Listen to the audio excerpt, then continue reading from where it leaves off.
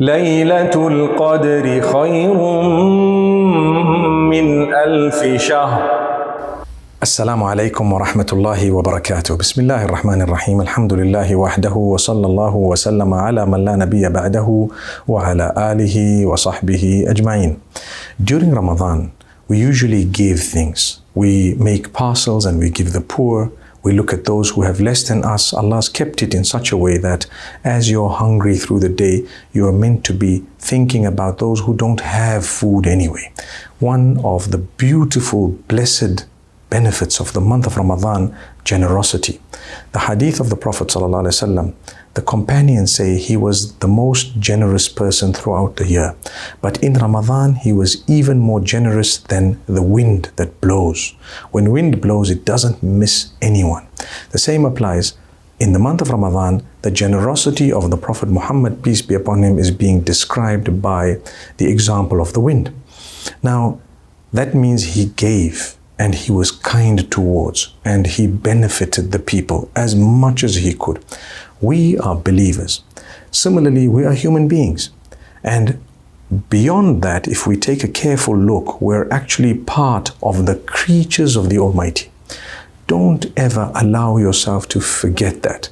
The same Maker who made you made everything else. So learn to respect and fulfill the rights of everything that He has created. And inshallah, you will be the best human being and you'll be able to live your life in an amazing, unique way. In the month of Ramadan, we learned to give. Community is extremely important. What would we be giving if we didn't have connection with community or with other people? This is why in Islam, we're taught to respect the poor so much by understanding that if they did not exist, we would never have been able to engage in an act of worship known as giving a charity. So Allah has created people on different levels. Here are the poor people, not because they wanted to be poor, but because Allah Almighty wanted you to fulfill this community service, this charity. He wanted you to have opportunities to engage in acts of worship that could earn you paradise even on their own. Subhanallah. It's amazing. So, whenever there is a cause and you can benefit. Whenever there is a cause and you can reach out.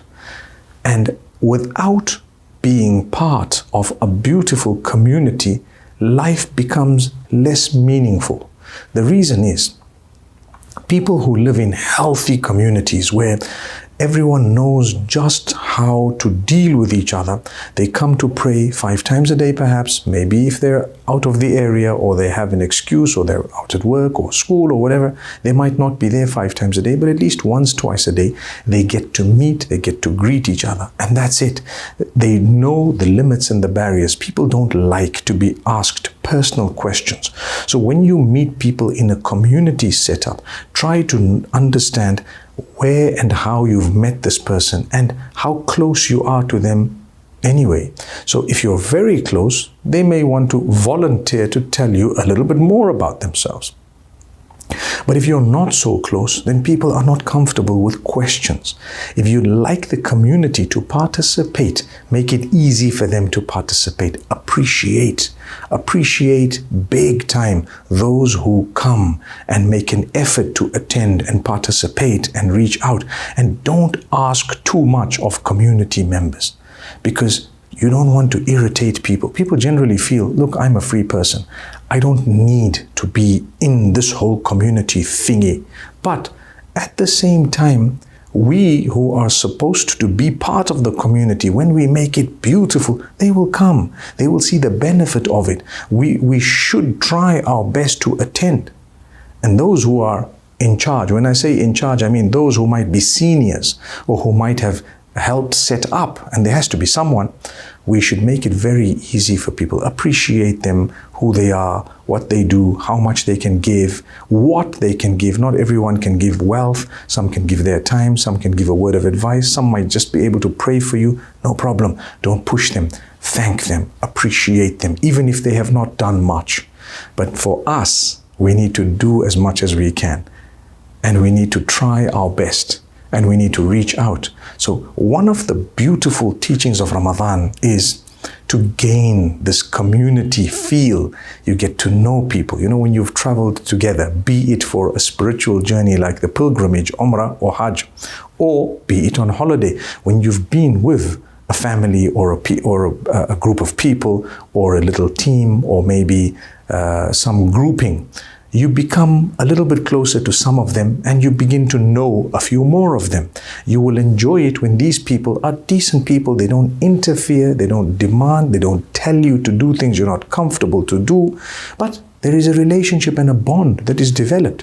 Allah wants that to happen in every community and then across the communities and across the barriers. So you reach out to people starting with the smaller circle and you go beyond that and then you go beyond that and you go even more. And in this way, you get to know the needs of the people. And I promise you, when Allah has exposed for you the needs of someone or a community, it is your duty to do something about it. You're going to be asked about it. Allah will ask you, I exposed the needs of XYZ in front of you. You could do things. Why didn't you do what you could have? So what should I do? Well, the minimum is I should say a prayer for them. I should say a good word to them. Sometimes it's difficult because people expect more from you, but you know your capacity. And sometimes you might have a few doubts maybe. Some people think, I know this person says they're in need. I believe they may be, but I'm not too sure. It's fine. You're a human being. So you may not need to give in terms of money or whatever. But what is very important for you to do is pray for them and say a good word. Look at Surah Al-Duha. Allah says, وَأَمَّا السَّائِلَ فَلَا تَنْهَرْ. One of the most powerful verses. As for the beggar, do not rebuke him. Allah didn't say, as for the beggar, the one who comes asking. A sa'il is a person asking you for something. As for a person asking you, Allah did not say that you should give them. That is your discretion, and obviously it's recommended from other sources, the hadith and so on. But Allah Almighty in Surah Al-Duha says, do not rebuke the one who is begging or asking. May Allah Almighty grant us goodness and ease. The reason is, that is a beautiful, powerful way of wording things. Look, when someone asks you, I was expecting to be told that I need to perhaps give them whatever I can. Allah says, when someone asks you, don't rebuke them, which means say a good word to them or walk off, but at least pray to earn a reward. Say a good word. May Allah bless you. May Allah ease your suffering. I pray for you that Allah grant you goodness, and so on. That's the minimum. Beyond that, dig deep into your pockets. Allah will never ever cause your wealth to be depleted because of a charity you've given. That's a guarantee. That's the words of the Prophet Muhammad, peace be upon him. He says, no one's wealth has ever, or no wealth has ever depleted because of a charity. It's never depleted. So we ask Allah Almighty to help us to be generous and to continue giving. So the community is very important. We make people feel good. They will want to come together. They should pray together. We should look out for the needs of the community. You might want to put up a school. You might want to be part of something, that the community needs. You might want to have some recreational days. You might want to have some fun days, something to protect the children, to give them focus, to help them get to know each other. People complain and say, oh, my child wants to marry, for example, somewhere, that I'm not too happy with it. Well, have you ever introduced your child to places where you would perhaps be happy? They don't even know anyone that you would be, because you didn't interact. You divorced yourself from the whole community, and now you expect your children to know people in the community you're accustomed to or you grew up in. That's unfair. So if you'd like all of that, you need to make sure you're a part of the community. And you need to put aside some of your differences at times, depending on what it is, obviously. But you need to make sure that you make an effort with your community. It's not easy. Serve them. Help them. And if you're a part of it, let's not always look at what is this community doing for me, but rather what can I do for the community. When we look at it that way, everyone will look at it that way and make life meaningful for you and your family. So let's look out. This is the reason why visiting the sick is a great act of worship.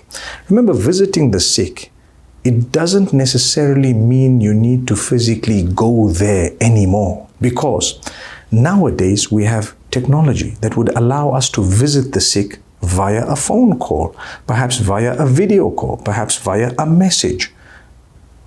Yes, where applicable, you go and visit in person and you will get a multiplied reward.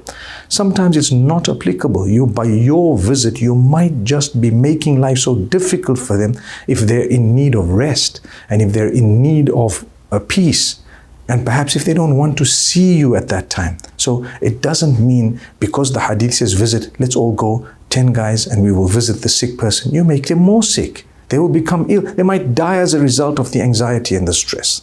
May Allah subhanahu wa ta'ala grant us wisdom. So remember, the hadith tells you visiting. Yes, ultimately it's a physical visit, but you can visit in other ways that perhaps may be more appropriate for the situation that that person is in. Why did Allah give so much of importance to the visit? It's community development. You want these people to know you're not alone. We're all with you. We're praying for you. We care for you. And if there is anything you need, guess what? We're going to try our best to reach out to you and to help you with it. In that way, you take care of the widows, the orphans, the destitute, perhaps the poor, those who don't have, those who've lost their jobs, those who are sick and ill, like we said, the elderly, those who have disabilities. All of these are taken care of by the community. That is Islam. That is the way the Prophet Muhammad, peace be upon him, taught us, and that is how you earn your paradise. So let's learn to be positive members of the community. It's not easy. It's a sacrifice. And at times, we need to work very hard to develop people and ourselves in order to enjoy a beautiful community where we care for each other, but at the same time, we know the limits and the lines. أقول قولي هذا وصلى الله وسلم على نبينا محمد. ليلة القدر خير من 1000 شهر.